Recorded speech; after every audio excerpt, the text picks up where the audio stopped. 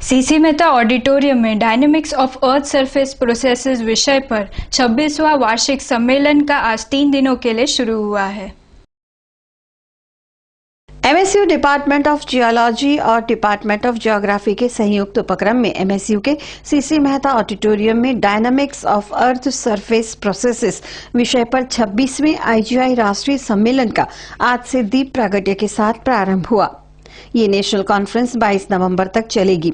इस कॉन्फ्रेंस में महात्मा गांधी काशी विद्यापीठ के vice chancellor doctor Prithvish Nag, ministry of earth sciences के पन्नीकर professor doctor Rasik Ravindra, Allahabad university में इंडियन इंस्टीट्यूट ऑफ जेमोफोरोलॉजिस्ट के स्थापक Savindra Singh, professor NR Das, professor Roli Kanchan, professor Bhushan Devta, MSU vice chancellor professor Yogesh Singh समेत 200 प्रतिनिधि भाग ले रहे हैं।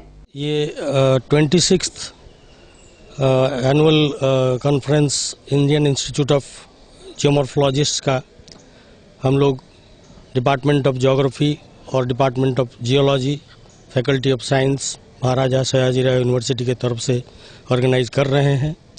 इसमें करीब 200 पार्टिसिपेंट्स अपने अपने रिसर्च पेपर्स फाइंडिंग्स का डिस्कशन करेंगे और ये 3 दिन का कॉन्फ्रेंस है। इसमें अलग अलग विषय पर डिस्कशन होंगे, जिसमें अर्थ के जो नेचुरल और एंथ्रोपोजेनिक प्रोसेसेस के वजह से जो changes over time starting from millions of years till the present और उसके जो इफ़ेक्ट्स हमारे इंसानों पे पड़ती है उस पे विस्तृत रूप से डिस्कशन होने वाला है और इसके फाइंडिंग्स का बहुत अच्छा असर हम लोगों को देखने को मिलेगा।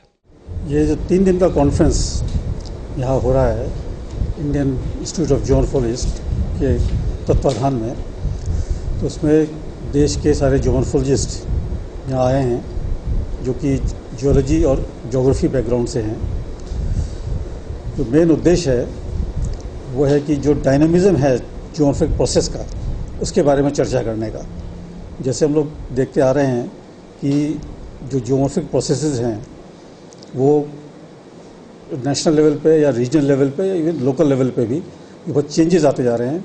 उन चेंजेस की स्टडी हम लोग कैसे कर सकें, इस बात की चर्चा हम लोग इस नेशनल कॉन्फ्रेंस में करेंगे। इस कॉन्फ्रेंस के उद्देश्य और प्राकृतिक आपदाओं की जानकारी दी प्रोफेसर रविंद्र सिंह ने। अभी पिछले साल इसकी जो है सिल्वर जुबली कॉन्फ्रेंस मनाई गई थी इलाहाबाद में और ये हमारी 26वीं कॉन्फ्रेंस है, जिसमें हम 3 दिन के दौरान ये जो मनुष्य और प्राकृतिक जो प्रक्रम हैं उनके बीच में जो इंटरेक्शन हो रहा है, अंतरक्रिया हो रही है, उससे उत्पन्न जो परिणाम हो रहे हैं उन पर हम चर्चा करेंगे और ये बताने की कोशिश करेंगे कि जो प्राकृतिक आपदाएं हैं उनके तीव्रीकरण में मनुष्य की एक प्रक्रम के रूप में, कारक के रूप में कितनी बड़ी भूमिका है, इस पर हम विस्तार से चर्चा करेंगे। वहीं ज्वालामुखियों, आर्कटिका, ध्रुवीय प्रदेशों और मानव और जलवायु पर असर की चर्चा की डॉक्टर रसिक रविंदर ने। पूर्वी अंटार्कटिका जो है, ईस्टर्न अंटार्कटिका, इसके नीचे में ज़मीन है जैसे प्रायद्वीप में होती है, और जो वेस्टर्न अंटार्कटिका है ये छोटे छोटे द्वीपों को मिला के इकट्ठा हो गया है। अब ये जो है, ये वेस्टर्न अंटार्कटिका ये काफ़ी यंग है ईस्टर्न अंटार्कटिका के कंपैरिजन में, इसलिए यहाँ पे जो भी संरचना है ज़मीन की या लैंड मास की वो एकदम अलग है। लेकिन अभी जो ये न्यूज़ आई है ये है कि वेस्टर्न अंटार्कटिका में बर्फ़ के नीचे लोगों ने पता लगाया है, ब्रिटिश अंटार्कटिक सर्वे ने, कि वहाँ पे एक वॉल्केनिक एरप्शन हुआ है और शायद इसकी गर्मी से या इसने जो हीट जनरेट की है उसकी वजह से वेस्ट अंटार्कटिका ज़्यादा जल्दी पिघल सकता है।